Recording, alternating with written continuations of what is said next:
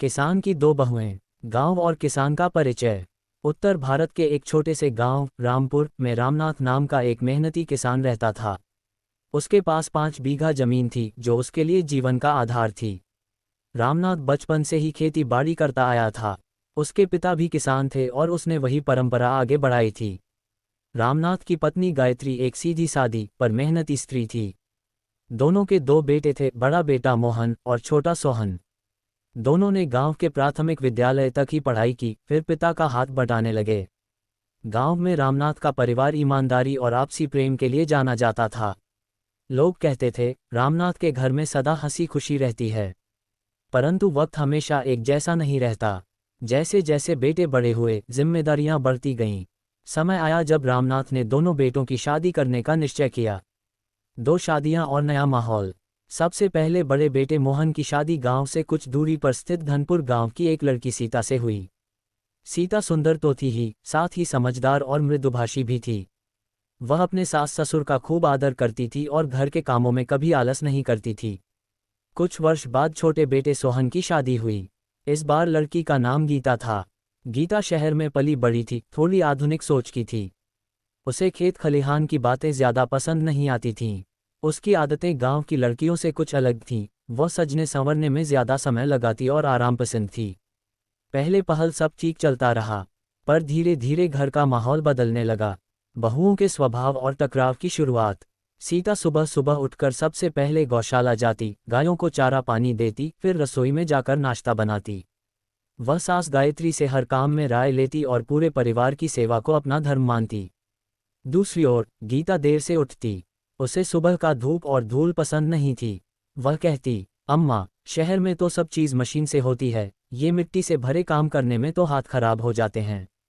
गायत्री मुस्कराकर कह देती, बिटिया, गांव में सबका तरीका यही है, धीरे धीरे आदत पड़ जाएगी। लेकिन गीता को आदत नहीं पड़ी। धीरे धीरे घर के कामों का बोझ ज्यादा सीता पर आने लगा। गीता जब भी कुछ करने को कहा जाता तो बहाना बना देती, आज तबीयत ठीक नहीं है, या थोड़ा आराम कर लूं फिर कर दूंगी। मोहन को ये सब देख थोड़ा बुरा लगता, पर वह कुछ कहता नहीं। सोहन अपनी पत्नी का पक्ष लेता और कहता, भाभी तो हमेशा काम में लगी रहती हैं, उन्हें किसी को आराम करने देना नहीं भाता। धीरे धीरे दोनों भाइयों के बीच भी मनमुटाव शुरू हो गया। किसान की चिंता। रामनाथ देख रहा था कि घर में तनाव बढ़ रहा है। एक दिन उसने पत्नी गायत्री से कहा, लगता है अब हमारे घर में दो मत बन गए हैं। मैं नहीं चाहता कि बच्चे आपस में झगड़ें। गायत्री बोली, सीता तो बहुत समझदार है, लेकिन गीता थोड़ी जिद्दी है। हमें कुछ ऐसा करना चाहिए जिससे दोनों को बराबर का सम्मान मिले। रामनाथ ने कुछ देर सोचा, फिर बोला, शायद खेतों का काम बांट देना ही सही रहेगा।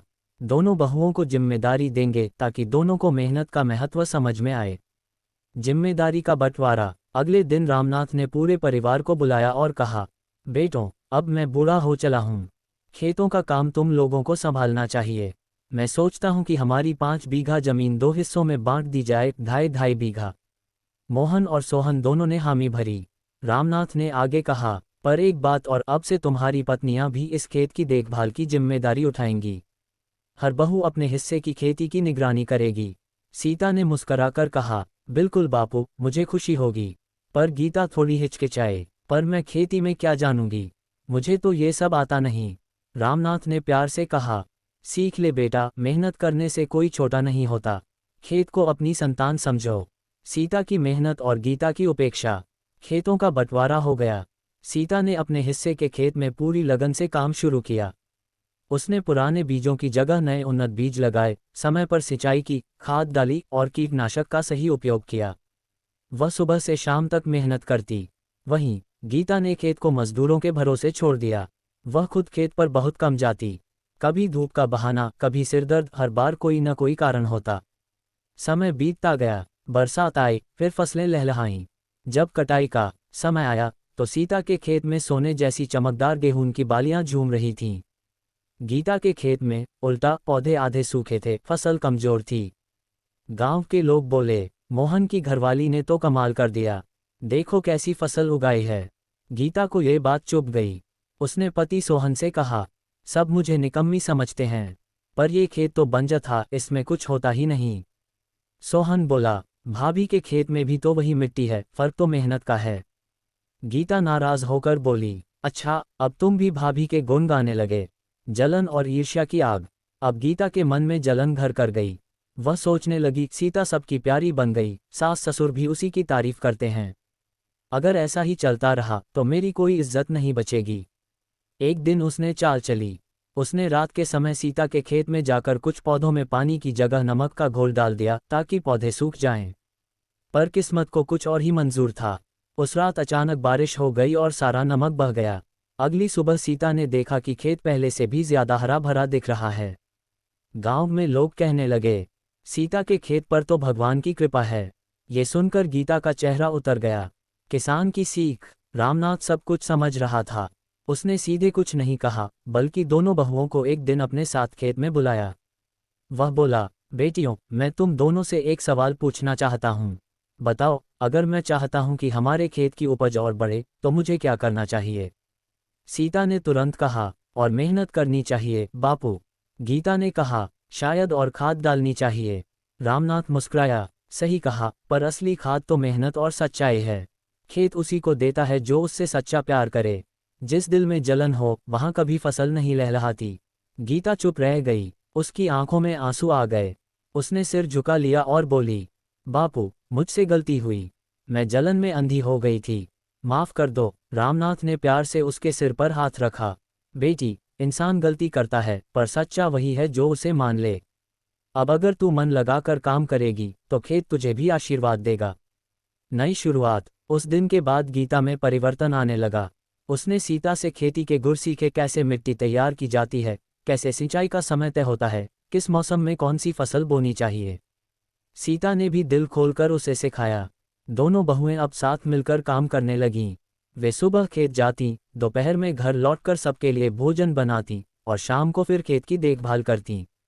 धीरे धीरे उनके खेतों में फर्क मिट गया।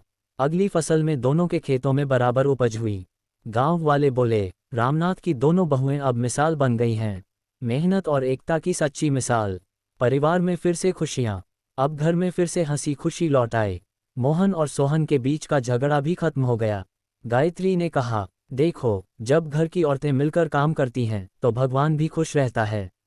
रामनाथ ने मुस्कराकर कहा, सही कहा तुमने। जो घर एकता से चलता है वही समृद्ध होता है। सीता और गीता दोनों बहुएं अब सास ससुर की सेवा करती, बच्चों को भी खेतों में ले जाती ताकि वे भी मेहनत का मूल्य समझें। गांव में जब भी कोई नई बहू आती तो उसकी सास यही कहती, अगर रामनाथ की बहुओं की तरह सीख लेगी तो सारा घर खुश रहेगा। कहानी की सीख। कहानी की शिक्षा यह है, मेहनत का कोई विकल्प नहीं होता।